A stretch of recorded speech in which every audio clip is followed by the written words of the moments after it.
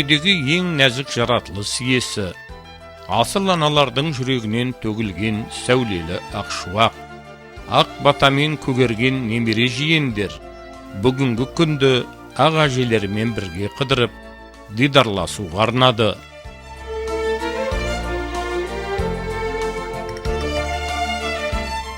Биылғы жылы кемерінен асып төгілген ерке жайық жағалауында серуен құрған Маруса әже өз ұрпақтарының балалық пейілдерінен шалқи сергектеніп, одан әрі ажарлана түсті. Көкейіне азаматымен екеуінің қол ұстаса тұрып, ақ ерке жайықты бірге шырқаған желкенді жастық күндері оралды. Арманым саған ауған, самал соқса жағалаудан, жүректе тербетілген ақ жайығым, ақ еркем аңсаған ән өлген. Жаным аудара туған ағыстардан жаратылған, жайықтың жағалайдан жағасынан, қымбаттым сен маған тіл қатып.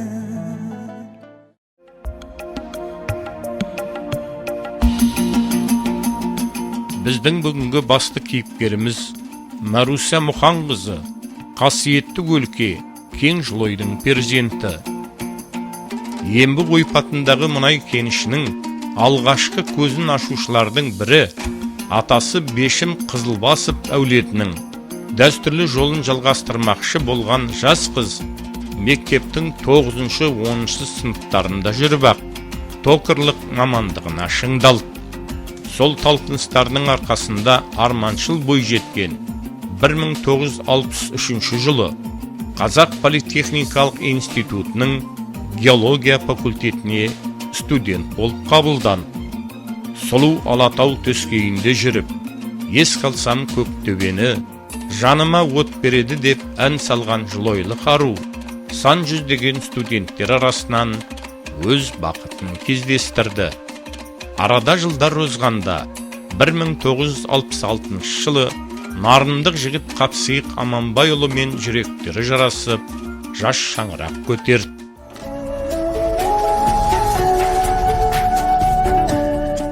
Қазақ ауыл шаруашылығы институтының орман шаруашылығы факультетін бітірген Қапсиық Аманбайұлы өзін өмір соқпақтарының қиындығына қарсы қоя білетін өршіл жігіт еді.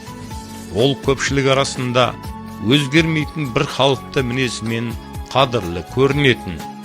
Жоғарғы диплом алып елге оралған соң, Махамбет аудандық орман шаруашылығында инженер болып, еңбек жолын бастады.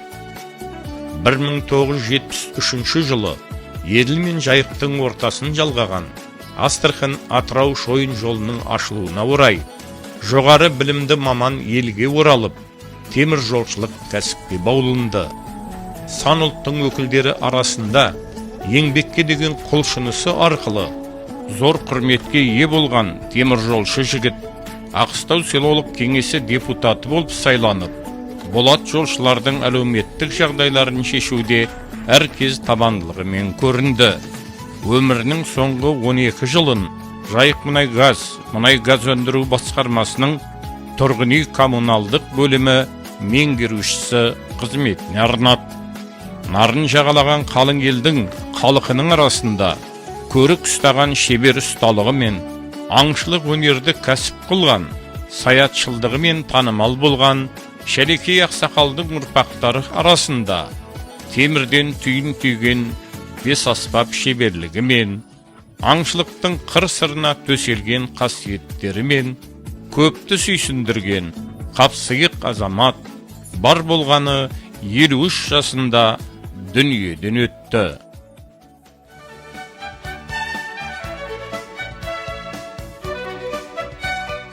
Жылжымаса сынаптай, көңіл болар ма, күлдіріп апшылатпай, өмір болар ма деп желлесі Нұралы ақын жырлағанындай, әкелері артына қалдырған 5 баланың алдағы үміттерін аманат қылып арқалаған асыл жар, шаңырақ болашағын бір жаратушысына тапсырып, алға қарай батылдықпен қадам жасай түсті.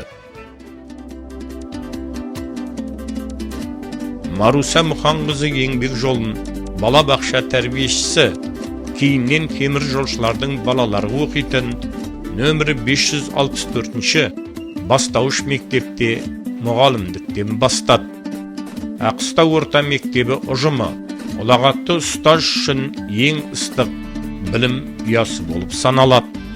Ол осы білім ордасы босағасында жүріп, тәжірибесін шыңдап, ой жүйесін кемелдендірді.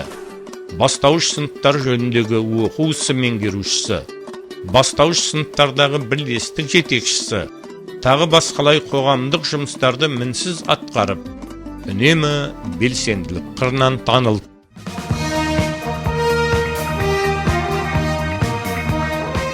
Маруса Мұханқызы өткізген ашық сабақтар республикалық бастауыш мектеп журналында жарияланып, үздік мұғалімнің іс тәжірибесі аудан, облыс мұғалімдері арасында кеңінен насихатталынды.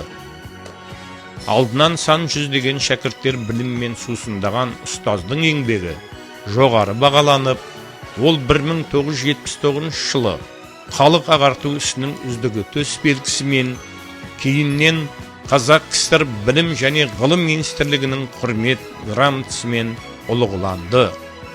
Тағдырдың берген әр күніне риза болып, шүкіршілік етумен келетін шаңырақтың көшбасшы анасы, ұл қыздарымен өткізген әр сәтті Тәңірдің үлкен сыйы деп бағалайды.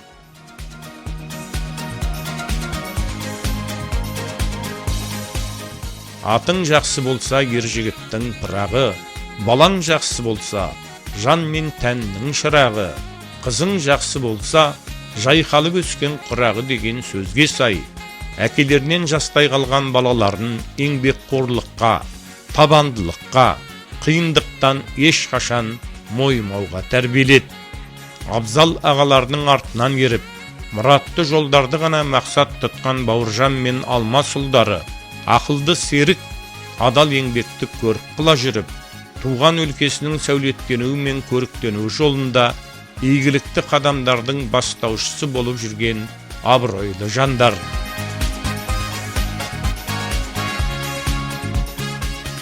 Бауыржан Қапсиықұлы ұзақ жылдардан бері әлем көз тіккен Теңізшевройл компаниясының жаңа буындағы зауыттарының басшылығында шетелдік әріптестерімен бірге іскерлік танытып жүрген өндіріс менеджері. Қолы босаған сәттерінде кәсіпкерлік қызметпен айналысады. Аудан орталығына сән берген Арай тойханасы, Ақторғын сауда орталығы, қонақ үй сияқты кешендер арқылы тұрғылықты халыққа қызмет көрсетіп келеді.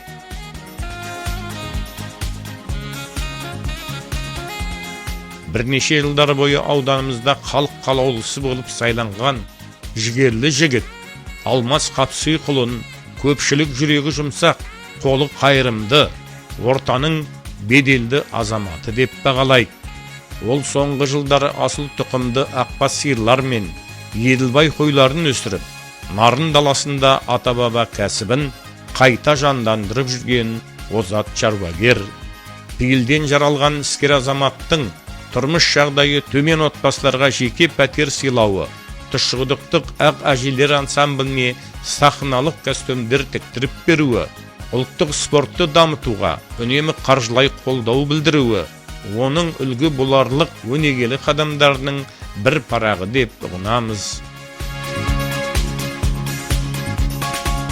Жоғарғы білімдерін алып, замана көшіне еркін лескен ақкүміс пен ақмарал қыздары, бойларындағы ұйымдастырушылық қабілеттеріне сай, ауданымыздағы іскер әйелдер қауымының көшін бастап жүрген шағын кәсіпкерлік пен бизнес саласының іскер өкілдері. Жүректеріне жылылық ұялатқан нәзік жанды жаратылыс иелері, халықтың ізгі ниеті мен асыл аналарының айналайынымен өркен жайып келеді.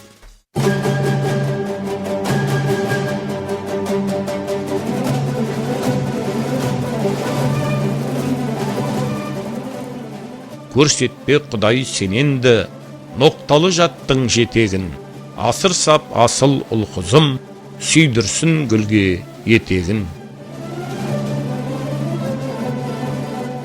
Адамның жасы ұлғайған сайын, түрлі ойлар тізбегімен жолығысатыны даусыз құбылыс. Ұл-қыздарының әнге қосып ардақтаған асыл тұлғасы, Маруся Мұханқызы да артынан ерген немерелері мен жиендерінің болашағын алаңдап, олардың бойына халқымыздың әдет ғұрпының, салт дәстүрінің қазыналарын сіңіруді қолға алып келеді. Желкілдеп өсіп келе жатырған жас өскіндерімен жиі дидарласып, оларды мейірімді, сыпайы, бауырмалды болуға тәрбиелеуден бір сәтке де жалыққан емес. Әр ұрпағына кезек-кезек шаттана көз тігіп, олардың ұлтына ырыс, еліне құт болып өсулеріне әжелік ақбатасын төгілдіреді.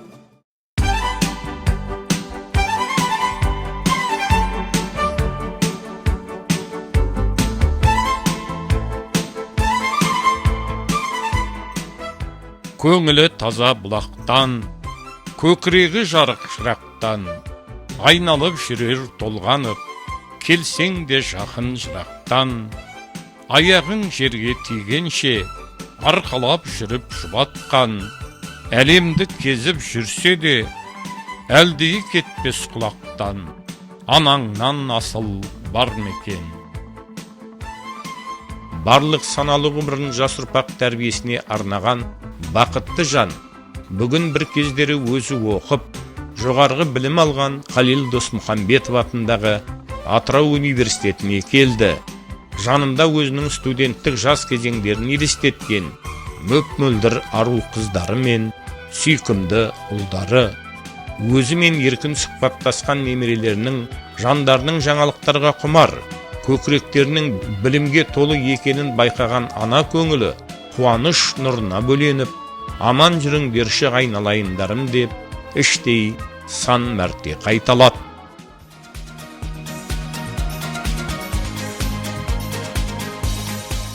Өмір ылғи жұпарлы, жеңіс күлме, ой жырасы болады тегістің де, адал мөлдір халқында қалу үшін, оңай емес құлпырған жер үстінде деп Париза ақын жырлағанындай, адамдық келбетіне жел тигізбей, ақ жаулығына кір түсірмей ғұмыр сомдаған ақстаулық абзал ана Маруся Мұханқызы сәнді ғұмырының 80-ші төріне қарай осылайша шалтты көңілмен аяңдап келе жатыр.